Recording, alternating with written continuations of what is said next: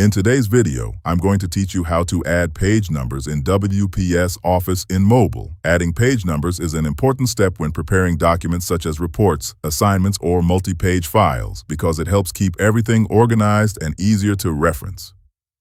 In this guide, you will see how simple it is to apply page numbers directly from the WPS Office mobile app. To get started, open the WPS Office application on your mobile device.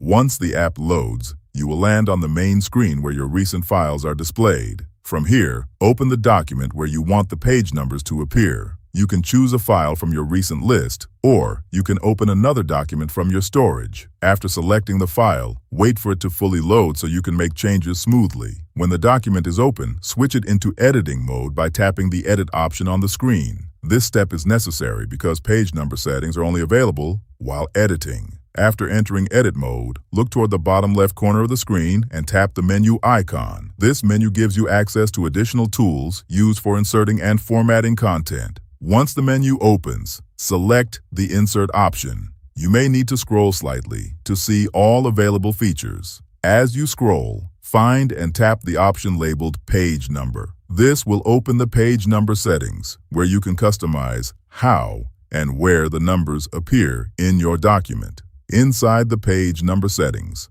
start by choosing the location. You can place the numbers either in the header or the footer, depending on your preference. Selecting the header is a clean and professional choice for many documents. After choosing the location, move on to the alignment option. Here, you can decide whether the page numbers appear on the left, center, or right side. Setting the alignment to the right is commonly used and keeps the layout balanced. After confirming your preferred location and alignment, apply the changes by tapping the confirmation button. You will then be returned to your document, where the page numbers are now visible. Scroll through the pages to confirm that the numbering appears correctly. You should see the first page labeled as Page 1, followed by Page 2, and so on, applied consistently throughout the document.